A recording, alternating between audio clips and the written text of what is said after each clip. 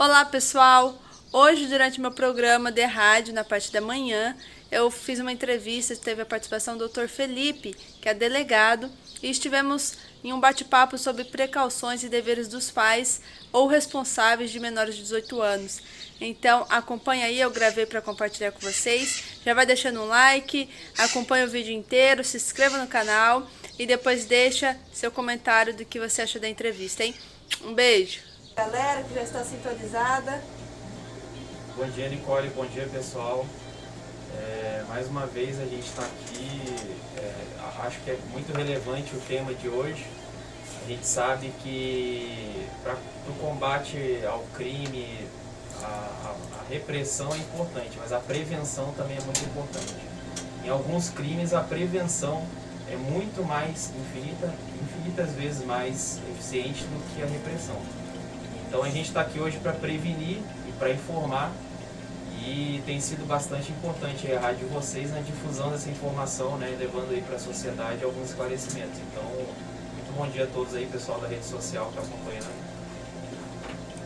Muito obrigada, doutor, por também se disponibilizar de estar aqui. Como o senhor falou, citou, né, é um tema muito importante, relevante, perante tantas situações que tem no Brasil, no mundo e aqui dentro de nossa cidade também.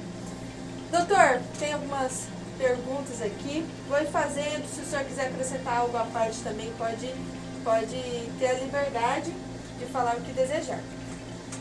Me diz uma coisa, quais são os principais deveres que os pais ou responsáveis devem tomar com o filho ou algum menor de 18 anos que ele seja tutor? Olha, quando a gente fala de imposição de deveres aos pais, a primeira coisa que tem que ser citada é a previsão da Constituição Federal, né, que é, digamos assim, a mãe das leis. Então, na Constituição Federal foi estabelecida uma doutrina chamada doutrina da proteção integral à criança e ao adolescente. E essa doutrina tem muito a ver com o ECA, com vários deveres que são estabelecidos no ECA, no Código Civil. E são deveres genéricos que a gente assim, imagina, mas podemos citar aqui a criação, certo? A educação, a assistência, né? Mas é interessante a leitura desse dispositivo, principalmente pela parte final dele, que é muito relevante para o que a gente vai conversar aqui.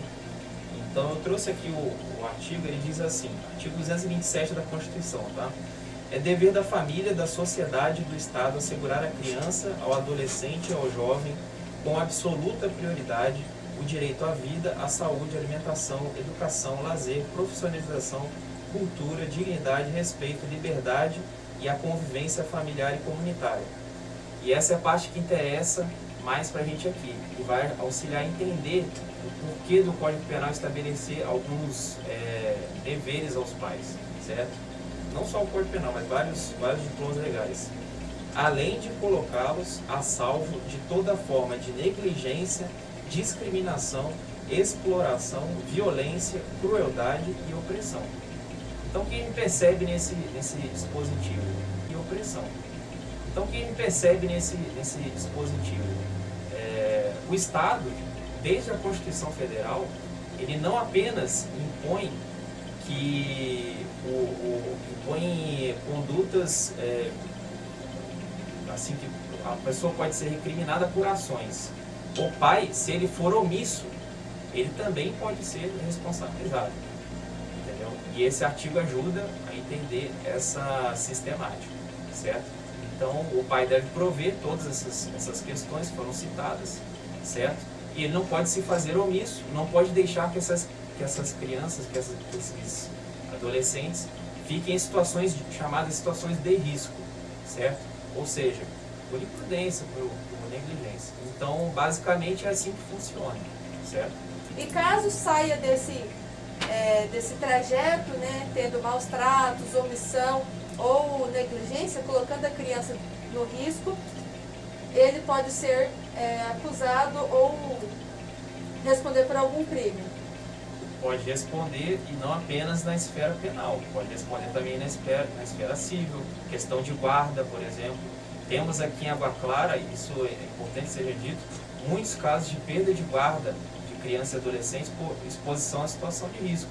Então, por exemplo, os pais não dão assistência à criança, deixam a criança em uma situação degradante de saúde, certo?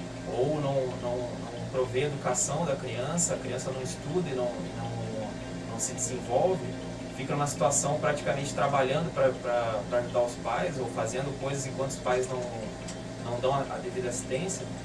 E esse tipo de situação gera o que o ECA chama de situação de risco, certo? Em situação de risco, várias medidas podem ser adotadas, inclusive a retirada da guarda. E não é raro isso acontecer com a guarda, já vi várias vezes.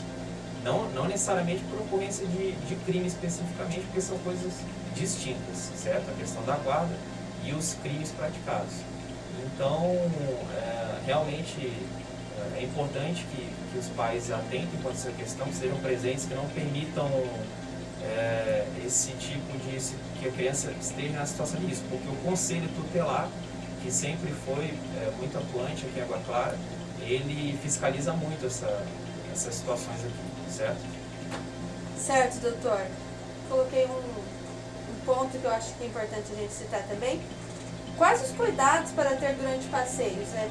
Principalmente aqui na nossa cidade, que é uma região que tem rios, lagos, que são pontos bem frequentados, né? Como que os pais podem estar durante esses passeios para a segurança do filho?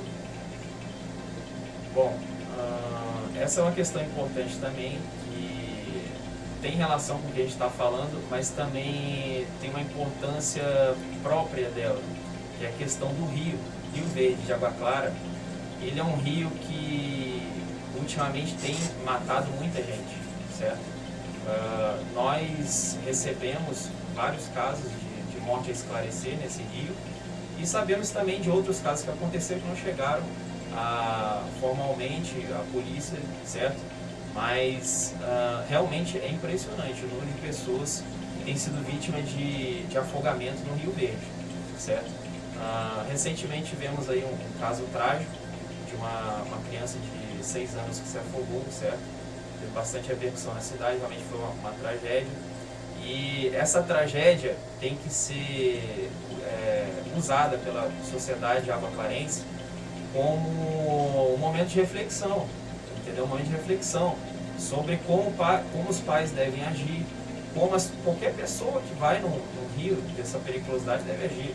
Porque o local onde aconteceu o crime, ele é perigoso até para quem sabe nadar, certo? Então, uma coisa importante que me foi esclarecida pelo bombeiro, o pessoal que mora aí há mais tempo na cidade do que eu pode dizer melhor, mas o bombeiro avaliou que esse rio, na verdade, ele não teria local apropriado para banho. Na extensão dele não há um local assim apropriado, porque a correnteza é muito forte, certo? Até no local onde aconteceu aí a tragédia, tinham também 2 redemoinhos, tinha um barranco, entendeu? Então, realmente, é um lugar em que é muito fácil acontecer uma coisa dessa, certo? Então, realmente, não é normal o número de pessoas que vêm se afogando em Água Clara, no rio, certo? É possível usufruir do rio? É possível. Não sou eu que vou falar sobre isso aqui, vai ser um especialista. O que eu vou fazer? Chegando o caso para a delegacia, a gente vai analisar, certo? Então, houve uma imprudência, houve uma negligência fora do normal da pessoa que estava responsável, certo? Nesse caso, poderá haver sim a responsabilização criminal, certo? Por exemplo, seria um caso típico de homicídio culposo. Você avalia as circunstâncias, você vê o que a criança estava fazendo, ela estava sob vigilância, não estava, certo? Ela estava de boia ou de colete, certo? As pessoas que estavam responsáveis por ela estavam em plena consciência, estavam sóbrias, tudo isso é analisado, certo? Então, realmente a gente pede que o pessoal que frequenta esse rio tome mais cuidado, porque realmente destoa do normal o número de mortes que tem acontecido lá. Tem alguma outra questão que mais acontece aqui em Água Clara? Sim, aqui a gente percebe algumas coisas que realmente a gente percebe que pode gerar uma responsabilização, até criminal, certo? Questão de maus tratos, né? Recebemos muitas vezes na delegacia. A criança realmente está sendo tratada de uma forma que ela está... O descuidado com ela está tão grande que isso está gerando um risco à saúde dela. E às vezes até um dano à saúde dela concreto e grave, certo? Então a pessoa incorre no crime de maus tratos, né? Outra situação que a gente percebe, tem um inquérito antigo na delegacia, falando sobre um caso que eu inclusive já vi pessoalmente mais de uma vez aqui em Água Clara. O que acontece? Algumas crianças, por não sei se por falta de tempo dos pais ou por situações aí diversas, dirigem bicicletas ou às vezes até vai adolescente dirigindo moto, né, e carregando outra criança. Então nós temos aqui um fato concreto em Água Clara de alguns anos atrás, em que uma criança de 6 anos estava levando uma criança de 4 anos numa bicicleta e foi atropelada na Avenida Beneviento Totoni, certo? Os pais podem responder para a situação? Podem, porque é uma situação de extrema negligência, se ficar comprovado que houve autorização, né? Ou até mesmo aí um descuido por parte deles. Então é uma situação que eu já vi, certo? Uma criança carregando a outra. Aqui nós temos ali na Avenida Beneviento Totoni um grande movimento de carros, certo? Temos uma BR, certo? Perigosíssima. Então é uma situação também que gera risco. Pode gerar responsabilização. Sim, doutor, essa questão das bicicletas também já presenciei. Às vezes parece uma coisa inocente, né, ali andar de bicicleta, e pode vir a se tornar uma tragédia. A questão do Rio também, como é que é muito calor, as pessoas querem se divertir, querem se refrescar e podem deixar que esse momento de alegria venha a se tornar de tristeza, né? Então, por isso que nós estamos aqui expondo essas informações. Quero lembrar você que está aí sintonizado, acompanhando, está chegando agora. Estou com o Dr. Felipe, que é delegado de Água Clara, e ele está falando sobre precauções, sobre cuidados que os pais ou responsáveis por menores de 18 anos devem tomar perante essas crianças. Já abordamos alguns temas, estou filmando, irei disponibilizar nas redes sociais depois toda a nossa entrevista, nosso bate-papo. Doutor, um último detalhe aqui, o senhor já citou alguns detalhes, mas aborda um pouco mais quando que os pais podem ser responsabilizados e responderem por crime. Bom, o pai responsável, ele ocupa uma posição que a gente chama no direito penal de posição de garante, certo? Essa pessoa ela está na posição de que ela tem que garantir a segurança da outra, certo? Então, mais uma vez aqui, vale a pena a gente, para entender melhor, dar uma olhada no dispositivo, tá? O dispositivo que trata sobre essa questão, no Código Penal, ele diz: a omissão é penalmente relevante quando o omitente devia e podia agir para evitar o resultado, certo? E aí ele diz: o dever de agir incumbe a quem tenha por lei a obrigação de cuidado, proteção ou vigilância por alguém que de outra forma assumiu a responsabilidade de impedir o resultado, ou por alguém que com seu comportamento anterior criou o risco da ocorrência do resultado. Então veja que interessante, o garante, ele tem uma obrigação de agir quando a pessoa que tem o dever de agir, quando ela devia e podia. Quando ela devia, quando ela se encaixa nessas situações, certo? Quando ela podia, quando ela poderia evitar o resultado sem se expor a risco pessoal, certo? Então, no caso especificamente dos pais, eles têm um dever legal. A gente acabou de ler aqui, a Constituição exige que seja garantida a saúde, a vida, a assistência da criança. Então, os pais têm o dever de garantir isso, certo? E se eles expuserem essas questões a risco, eles responderão. É a letra expressa do Código Penal, certo? Então é o que a gente chama de crimes comissivos por omissão. Nem sempre você precisa agir para cometer um crime. Você pode cometer crime sendo omisso, certo? Então é isso que a gente deve esclarecer, né? Mas a gente pede realmente essa sensibilização da sociedade para que seja mais presente na vida das crianças, dos adolescentes, para a gente evitar esse tipo de situação, certo? E para acompanhar realmente o desenvolvimento aí dos seus filhos, né? Chegou uma pergunta aqui, posso repassar para o senhor? Claro. É relacionada a isso. A pergunta diz, a respeito do que ocorre na rotatória, tem muitos adolescentes menores de 18 anos, o que poderia estar fazendo? Sim, no caso a questão dos eventos que tem ocorrendo na rotatória, certo? Bom, primeiro que em situação de pandemia, essas aglomerações não deveriam acontecer, né? Elas sempre contribuem aí, a gente está na iminência da vacina do vírus, certo? E, assim, já o mero fato de você descumprir, né, o toque de recolher, você já está cometendo crime. Né? Porque o toque de recolher, conforme o decreto do estadual, né, do governador, é até as 22 horas. Então, o mero descumprimento já configura crime, já permite a condução para a delegacia, embora não seja um crime que gere prisão em flagrante, gera TCO, certo? Mas a questão do consumo de drogas, óbvio, a gente não precisa nem ressaltar, né? E a presença de crianças e adolescentes nesses locais, o que pode gerar? Pode gerar a situação do envolvimento com drogas, do vício com as drogas, né, que aqui em Água Clara é demais. Nós percebemos que a questão da droga é aí, junto com a violência doméstica, eu sempre digo que os dois grandes problemas de Água Clara, violência doméstica e a questão das drogas, certo?